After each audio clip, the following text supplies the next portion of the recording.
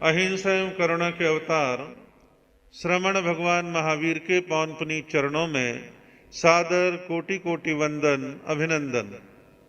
ध्यान योगी युग प्रधानाचार्य पूज्य श्री शिव मुनि जी महाराज साहब, संघ गौरव उप प्रवर्तक परम सेवा भावी पूज्य गुरुदेव श्री प्रेम सुख जी महाराज के पावन पुनीत चरणों में सादर कोटि कोटि वंदन अभिनंदन। आदरणीय मुनिवृंद, उपस्थित धर्म प्रेमी बंधुओं, माताओं एवं बहनों, आप लोग श्रवण कर रहे हैं वीतराग श्रवण भगवान महावीर के अमृत में वाणी श्री ठाणांग सूत्र के माध्यम से। ठाणांग सूत्र में भी तीसरे ठाणे की चर्चा आपके समक्ष चल रही है।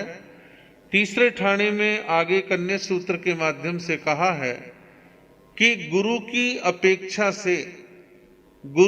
अपेक्षा से तीन जो है प्रतनीक व्यवहार वाले होते हैं। प्रतनीक होते हैं यानी कि प्रतिकूल व्यवहार वाले होते हैं। प्रतनीक कहते हैं विपरीत व्यवहार, उल्टा व्यवहार, विरुद्ध व्यवहार। तो यहां पर तीन प्रकार के प्रतनीक कौन कौन से कहे गए हैं। एक है आचार्य प्रतनीक, एक है स्थिर प्रतनीक और तीसरा है कि अपने उपाध्याय प्रतनीक। आचार्य, उपाध्याय और स्थिर, ये तीन के जो हैं प्रतनीक माने गए हैं। आप कहोगे भी प्रतनीक का मतलब क्या है? कि जो व्यक्ति अपने आचार्य, उपाध्याय और स्थिर की निंदा करता हो, बुराई करता हो, आलोचना करता हो, अवर्णवाद करता हो, उनके खिलाफ बोलता हो, प्रतिकूल आचरण करता हो, उद्दंड व्यवहार करता हो, तो ये सब प्रतनीक कहलाते हैं, यानी विरुद्ध चलने वाले कहलाते हैं। प्रतनीक होता कौन है? प्रतनीक जो होता है वो स्वभाव से हल्के स्तर का व्यक्ति होता है, छोटी सोच का होता है, क्षुद्र प्रकृति का होता है, ईर्ष्यालु होता है, उसके मन में भेद पैदा हो जाता है। आचार्य, उपाध्याय, स्थिर की वाहवाही हो रही है तो उसे परेशानी है, और सब कुछ ठीक ठाक चल रहा है तो उसको परेशानी है। वो कुछ ना कुछ आलोचना, निंदा, अवर्णवाद कहीं ना कहीं से ढूंढ के ले आएगा, और वो सारे काम वो आचार्य, उपाध्याय और स्थिर के प्रति जो है वो करता रहता है। परिवार हो, संघ हो, संगठन हो, मतभेद हो सकते हैं, विचार भेद हो सकते हैं, लेकिन मनोभेद नहीं होने चाहिए। जब मनोभेद हो जाते हैं तो वहां क्षुद्रपन आ जाता है, हल्कापन आ जाता है, और व्यक्ति हल्केपन का प्रदर्शन समय समय पर करता रहता है और नए नए वितंडावाद खड़े करता रहता है। आचार्य पाद के यानी आचार्य पाद के अप्रसन्न होने पर बोधि लाभ नहीं होता। किसी संघ में, संगठन में जो बड़े हैं, आचार्य हैं, उपाध्याय हैं, स्थिर हैं, यदि वो किसी व्यवहार से छोटे संत साध्वियों से नाराज हैं, अप्रसन्न है, तो साधक को बोधि की, ज्ञान की प्राप्ति जो है नहीं होगी, और ऐसी आसाधना करने वाले को मोक्ष भी नहीं मिलेगा। वो आसाधना मोक्ष में बाधक है। मोक्ष सुख चाहने वाला मुनि, साधु, साध्वी और गुरु कृपा के अभिमुख रहे, यानी गुरु कृपा को प्राप्त करने की कोशिश करे। कुल मिलाकर के निचोड़ की बात यह है कि संघ संगठन के अंदर, धर्म संघों के अंदर अब अरिहंत तीर्थंकर वर्तमान में हमारे आपके सामने नहीं है, तो हम अपने संघ के आचार्य, उपाध्याय और स्थिरों का आदर मान करें, उनकी आज्ञा को माने, उनके खिलाफ ना चले, उनकी निंदा, अवर्णवाद, विपरीत काम ना करें। कोई बात है तो आप निवेदन कर सकते हैं।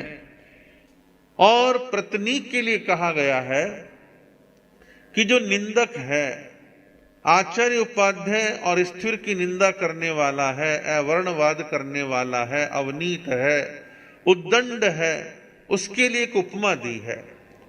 जैसे किसी गली मोहल्ले में कोई सड़े कानों वाली कुतिया है, कुतिया के कान में कीड़े पड़ गए हैं, सड़ रहा है और मक्खियां भिन भिना रही हैं। वो एक घर में, दूसरे घर में, तीसरे घर में घुसने का प्रयास करती है तो लोग डंडा मारते हैं, बाहर भगाते हैं, खबरदार हमारे घर में आने की जरूरत नहीं। और कुतिया को धमका करके भगाते हैं कि वे हमारे घर में प्रवेश ना करे क्योंकि इसके कान में कीड़े पड़ गए हैं, ये सड़ रही है, मक्खियां भिन भिना रही हैं, तो उसको उपेक्षा की जाती है। इसी प्रकार जो अपने संग में अपने आचार्य, उपाध्याय और स्थिरों की आलोचना, निंदा, अवर्णवाद, बुराई इत्यादि करता है, कलह कलेश करता है, उसकी भी संग में यही दशा बनती है। जिस किसी संग में जाएगा लोग कहेंगे ठीक है, आ गए हैं, हमें क्या लेना है, विहार कर जाएंगे, हमारे को कोई मतलब नहीं है, हम इनको आहार की भी विनती नहीं करेंगे, हम वंदना करने के लिए भी नहीं जाएंगे, प्रवचन भी नहीं करवाएंगे। अनेक तरह से लोग ऐसे संतों की उपेक्षा करते हैं। क्यों? क्योंकि वो अवर्णवाद कर रहे हैं, और ये अवर्णवाद साधु संग में साधु भी कर सकते हैं और श्रावक संग वाले भी ऐसा गलत काम कई बार कर देते हैं। तो हमें कभी भी आचार्य, उपाध्याय और स्थिरों का अवर्णवाद, आलोचना, निंदा हमारे को नहीं करनी चाहिए। इसके पश्चात अगला सूत्र है। अगले सूत्र में कहा कि 3 प्रकार के मनोरथ बतलाए हैं कि 3 स्थानों से श्रमणोपासक महानिर्जरा, महापर्यवसान वाला होता है। ये तीनों जो बातें बतलाई जाएंगी ये श्रावकों के लिए है, श्रमणोपासकों के लिए है। क्यों 3 प्रकार से श्रमणोपासक जो है ऐसा 3 मनोरथ करते हुए महान निर्जरा करते हैं और महान पर्यवसान की प्राप्ति करते हैं। पहला, कब मैं अल्प या बहुत परिग्रह का त्याग करूंगा। वो श्रमणोपासक श्रावक, श्राविका ये विचार करते हैं मैं कब अल्प या बहुत परिग्रह का त्याग करूंगा या करूंगी। दूसरा है, कब मैं मुंडित होकर अगार से अनगारत्व में प्रवर्जित होऊंगा या होंगी। अनगारत्व यानी दीक्षा लेना, दीक्षा लेने की भावना। तीसरा कहा है, कब मैं अपश्चिम मारणांतिक संलेखना की आराधना से युक्त होकर भक्त पान का परित्याग कर प्रायोपगमन अनशन कर मृत्यु की आकांक्षा नहीं करता हुआ विचरण करूंगा, यानी संथारा ग्रहण करने की कामना भावना। ये तीनों बातें उन लोगों के लिए कही हैं जो अभी ग्रस्त में हैं, सामायिक संवर करते हैं, जप तप करते हैं, कुछ छोटे मोटे व्रत इत्यादि ग्रहण कर रखे हैं, कुछ मर्यादाएं गृहस्थ में अंगीकार कर रखी हैं। तो ऐसे जो लोग गृहस्थ में धर्म आराधन करते हैं उन्हें इन तीनों प्रकार के मनोरथों का चिंतन करना चाहिए।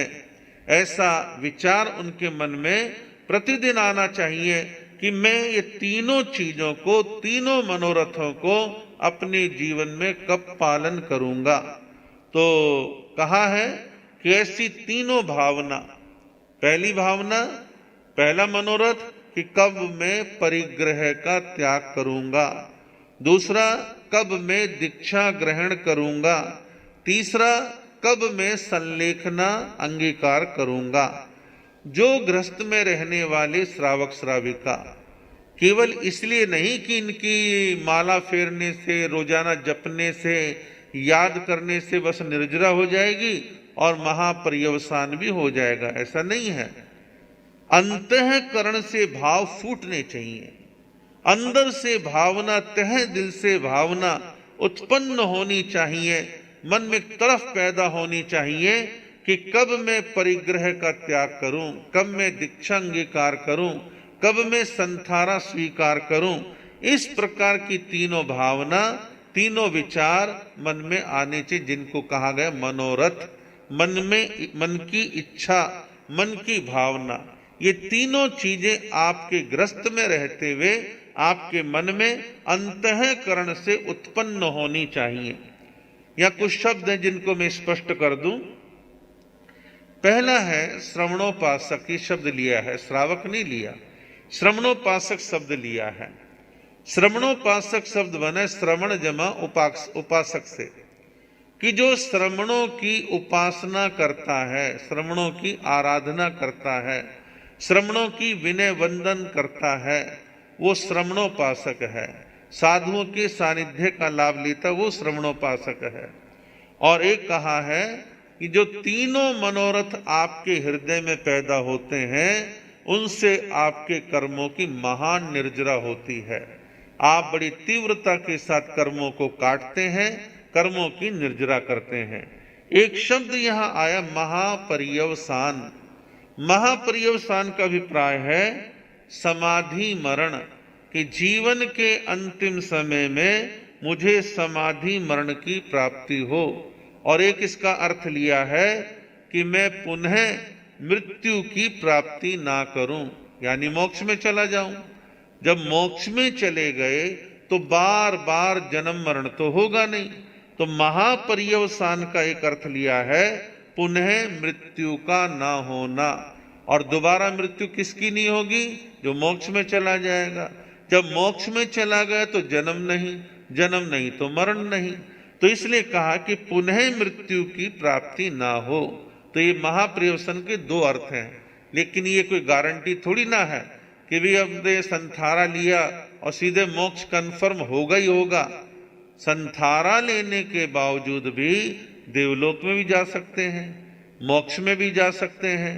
अभी तो समय, काल, स्थिति, परिस्थिति, कर्म की निर्जरा आदि पर निर्भर करता है कि कौन मोक्ष में अभी जाएगा, कौन बाद में जाएगा।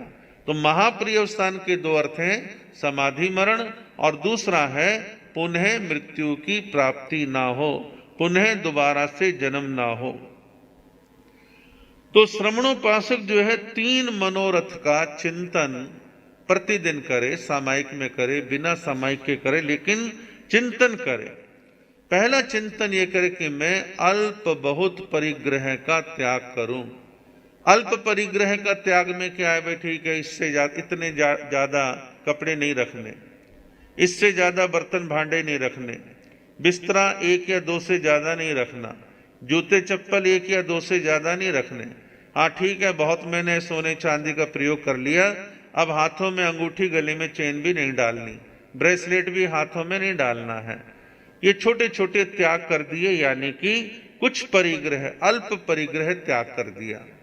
फिर है बड़ा परिग्रह का त्याग। बड़े परिग्रह में क्या है? बहुत परिग्रह है कि भाई ये मकान, दुकान, जमीन, जायदाद अब तक मेरे नाम थी, अब मैंने दूसरों के नाम कर दी, मेरा इससे अब कोई लेना देना नहीं है। मैंने अपनी ओर से इन सबको जो है त्याग दिया, या अपने अधिकार वाले धन को दान में दे दिया, भलाई के काम में लगा दिया। तो उस परिग्रह के झंझट से अपने आप को दूर करने की कोशिश करे, प्रयत्न करे। आप मेरे से एक प्रश्न कर सकते हैं कि महाराज जमाना बड़ी तेजी के साथ बदल रहा है, हम 60, 65, 70 साल में मान लो ये सब चीजें छोड़ भी दे तो बेटे बहुओं का क्या भरोसा? सेवा करे ना करे, ठोकर मार के निकाल दे, सब कुछ माल तो मिल गया, अब क्या लेना देना, इनको भगाओ घर से। ऐसा कलयुग में हो रहा है। आपकी शंका, आपका प्रश्न अपनी जगह ठीक है। यदि आप घर गृहस्थ छोड़ के साधु दीक्षा लेने का मन बना रहे हैं तो एक झटके में छोड़ छाड़ दो, जिसको देना नहीं देना, क्या करना क्या नहीं करना अलग बात है, लेकिन आपका मन साधु बनने का है नहीं, गृहस्थ में ही रहना है। तो इतना आप कर सकते हैं कि वे न्यूनतम इतने लाख, 20 लाख, 25 लाख, 30 लाख, या इतना ब्याज की कोई व्यवस्था कि भी हम पति पत्नी का हर महीने का खर्चा आराम से निकल जाए, हारी बीमारी तकलीफ में हाथ पसारना ना पड़े, इतना तो रखेंगे, बाकी सब दे दा के नक्की करेंगे। तो ऐसे भी एक मर्यादा बांधी जा सकती है। तो अल्प या बहुत जो है परिग्रह का त्याग कर देना। दूसरी बात, दूसरी भावना या दूसरा मनोरथ है, मैं कब अगार से अनगार बनूंगा, कि कब मैं ये ग्रस्त छोड़ करके साधु बनूंगा। अब साधु बनने की श्रावकों की जहां तक बात है, जो ग्रस्त में है बाल बच्चेदार हैं, परिवार जिनके साथ जुड़ा हुआ है। अलबत्ता तो गृहस्थ में रहने वाले 40, 45, 50, 55 आदि उम्र वाले दीक्षा की सोचने वाले बहुत थोड़े होते हैं। मनोरथ हो सकता है, प्रैक्टिकली कदम बढ़ाने वाले बहुत थोड़े होते हैं। इसके कई कारण हैं। गृहस्थ का मोह छूट नहीं रहा, एक कारण। दूसरा कारण, दीक्षा तो ले लूं लेकिन लोच नहीं होगा, पैदल नहीं चला जाएगा, पता नहीं कोई महाराज मुझे संभाल पाएंगे नहीं संभालेंगे, क्या होगा क्या नहीं होगा बुढ़ापे में, बन तो जाऊं लेकिन आगे की व्यवस्था को सोच करके रुक जाते हैं। ऐसे भी लोग जो हैं गृहस्थ में देखने में आते हैं। कई बार एक अच्छी खासी उम्र हो जाती है, कईयों के बड़े उत्कृष्ट भाव होते हैं और उत्कृष्ट भाव होने पर वो दीक्षा के लिए बड़े लालायित रहते हैं। इसके कई कारण होते हैं। लगातार भगवान की वाणी को सुनना, लगातार भगवान की वाणी को पढ़ना, स्वाध्याय करना, उनके मन में, जेहन में ये बात बैठ जाती है कि भाई दीक्षा लेनी है, दीक्षा लेनी है, दीक्षा लेनी है। और कई बार उनको ऐसे टोले, ऐसे साधु या ऐसी साधुइयां मिल जाती हैं जो उनको निभाने के लिए तैयार रहते हैं कि आप दीक्षा ले लो, हम निभाएंगे, हम आपकी सेवा का ध्यान रखेंगे, आपके इतने उत्कृष्ट भाव हैं, बड़ी अच्छी बात है। और वो सहयोग देने वाले मिल जाते हैं। और कईयों के साधुओं के विचार बड़े विचित्र रहते हैं और शायद वो विचित्र व्यवहार एक अलग प्रकार का इसलिए कि वो प्रैक्टिकली सोचते हैं, अरे भाई 60, 65, 70 की उम्र में दीक्षा दे दी तो ये कौन सा तीर चला लेंगे, फिर हमारा भी विहार रुक जाएगा और हमारा विहार रुक जाएगा, हम कहाँ इनको लाद के चलेंगे, कहाँ लेके चलेंगे, हमारे बस की बात नहीं है। कई साधु संत ऐसा प्रैक्टिकल सोच करके वो भी रुक जाते हैं। वैसे तो दीक्षा लेने की सही उम्र है 15 साल 20 साल के बीच में दीक्षा ले ली जाए। लेकिन यहां चर्चा चल रही है उन गृहस्थी लोगों की जो गृहस्थ में हैं लेकिन दीक्षा लेने के उत्कृष्ट भाव हैं, तो उसके लिए तो संघ की व्यवस्था कर सकता है। ये मेरा अपना सोच है। देश के भागों में उत्तर, दक्षिण और मध्य भारत में 3 सेंटर ऐसे बुजुर्ग संतों के लिए बना दिए जाएं। आपने दीक्षा ले ली, 2, 4, 6 महीने साल भर घूम लो, फिर इस भवन के अंदर आपको हम थानापति बैठा देंगे।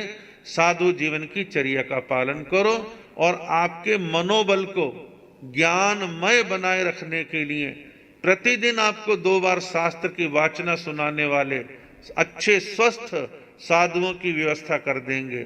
आपका मनोबल अच्छा रहे, आपके भाव उत्कृष्ट रहें, क्योंकि जो बना ही जीवन के अंतिम समय में है लगभग, तो उनको तो ज्ञान कम समय में सार बातें देने की परम आवश्यकता रहती है। नहीं तो ऐसा मन में खेद ना आए, घर परिवार भी छोड़ के आया और अच्छा आके यहाँ पे फंस गया, ना उधर का रहा ना इधर का रहा, किसी के भाव खराब ना हो। तो इसके लिए एक अच्छी व्यवस्था संघ में बनाई जा सकती है कि ऐसे जो साधक हैं वो लास्ट टाइम में दीक्षा लेना चाहते हैं, उनका समाधि भाव बना रहे, भाव अच्छे रहे, ज्ञान की ज्योत जलती रहे, इसके लिए प्रयत्न करना आवश्यक रहता है। तीसरा कहा है, तीसरा मनोरथ जो गृहस्थी को चिंतन करना चाहिए, संलेखना संथारा ग्रहण करने के भाव। संलेखना संथारा, संथारे से पहले संलेखना होती है और संलेखना जो होती है उत्कृष्ट संलेखना 12 साल की होती है। बहुत से साधु संत 12 साल की संलेखना स्वीकार करते हैं।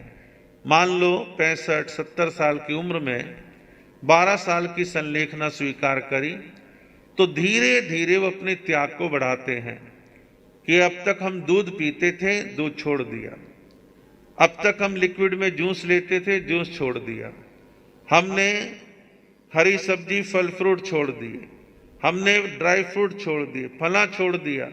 जैसे दीपक में तेल धीरे धीरे धीरे धीरे कम करते चले जाते हैं, ऐसे ही अपने शरीर को पौष्टिक पदार्थ देने धीरे धीरे बंद कर देते हैं और 12 साल में शरीर धीरे धीरे कमजोर हो जाता है। प्रारंभ में जितनी चर्बी है, जितना फैट है, वो सब फैट क्लियर हो जाता है। फिर मांस जो है वो छटना प्रारंभ हो जाता है, घटना प्रारंभ हो जाता है। फिर हड्डियों का ढांचा रह जाता है और फिर तो वह लास्ट में संथारा लो और ऊपर जाने की तैयारी करो। तो 12 साल का जो है संलेखना का उत्कृष्ट समय है और मध्यम समय है 1 साल का। 1 साल उससे भी कम है 6 महीने का। तो इस तरीके से बहुत सारे लोग संलेखना करते हैं, अपने शरीर को सुखाते हैं या यूं कहो कमजोर करते हैं और लास्ट में संथारा ले लेते हैं। हालांकि इन चीजों पर कुतर्क करने वाले, वितर्क करने वाले बहुत मिल जाएंगे, वो एक अलग विषय है। लेकिन ये सारी बातें श्रद्धा की है, ज्ञान की है और समझ की है। उपासक दशांग सूत्र में आनंद श्रावक का वर्णन मिलता है। ग्रस्त में रहते थे, वाणिज्य ग्राम के कोल्लाक सन्निवेश में उनका निवास स्थान है। व्यवसाय से खेती बाड़ी करते हैं। 12 करोड़ की स्वर्ण मुद्राएं उनके पास धन संपत्ति के रूप में है। खेती बाड़ी की विशाल जमीन है और 40,000 गायों के वज्र उनके पास हैं। 40,000 गाय कम नहीं होती, इतनी गाय वो पालते थे। शायद दूध का व्यापार करते होंगे, देते होंगे, जो कुछ करते होंगे। 40,000 गाय थी।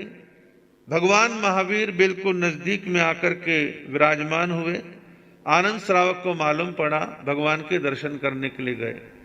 भगवान की वाणी को सुनते हैं, उनके संपर्क में आते हैं और भगवान की वाणी को सुनकर के भगवान के चरणों में श्रावक के 12 अनुव्रतों को उन्होंने अंगीकार कर लिया। समय आने पर श्रावक की 11 प्रतिमाओं का वो भली प्रकार से पालन करते हैं और समय आने पर वो संथारा भी अंगीकार करते हैं और संथारे के दौरान उनको अवधि ज्ञान की प्राप्ति भी होती है। ऐसा कहते हैं। भगवान निकट में पधारे हैं। गणधर गौतम स्वामी जी बेले के पारने के लिए नगर में गए हैं। नगर में लोगों से सुना कि आनंद श्रावक संथारा कर लिए हुए हैं। आनंद श्रावक को दर्शन देने के लिए गौतम स्वामी उनके निवास पर गए। गौतम स्वामी को देख के आनंद श्रावक ने उनको वंदन नमन किया, विनय की और बड़े वंदन नमन करके त्रिबार वंदन करके कहने लगे गौतम स्वामी से कि मेरे को अवधि ज्ञान की प्राप्ति हुई है, मुझे अवधि ज्ञान की प्राप्ति हुई है। मैं पूर्व पश्चिम उत्तर दक्षिण चारों दिशाओं में लवण समुद्र तक 500 योजन तक मैं देखने में सक्षम हूं और मैं ऊपरी दिशा में मैं पहले देवलोक तक देख सकता हूं, नीची दिशा में मैं रतन प्रभा नरक तक मैं देख सकता हूं और उत्तर दिशा में हिमवंत पर्वत तक मैं अपने ज्ञान में देख सकता हूं। जब उन्होंने अपने अवधि ज्ञान का स्वरूप बतलाया तो गौतम स्वामी जी ने सुना तो सही, लेकिन उन्हें भरोसा नहीं हुआ, विश्वास नहीं हुआ। वो कहने लगे आनंद श्रावक तुम गलत बोलते हो। गृहस्थी को अवधि ज्ञान तो हो सकता है, लेकिन इतना बड़ा अवधि ज्ञान नहीं हो सकता। तुम असत्य बोलते हो, तुम्हें प्रायश्चित करना चाहिए। तो उन्होंने कहा आनंद श्रावक ने, मैं सही कह रहा हूं, सच बोलने वाले को प्रायश्चित क्या आता है।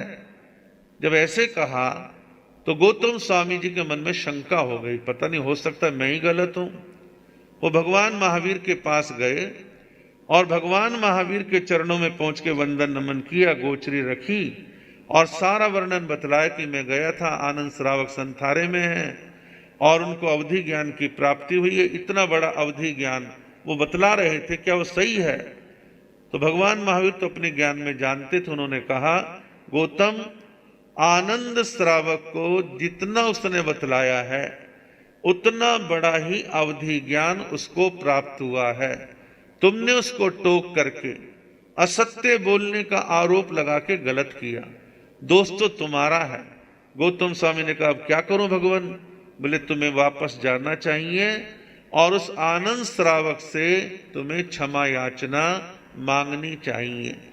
ये एक आदर्श जीवन था आनंद श्रावक का, जिन्होंने ग्रस्त में रह करके अपने जीवन को एक अच्छा स्वरूप प्रदान किया, अपने जीवन को एक अच्छी दिशा में उन्होंने लगाया।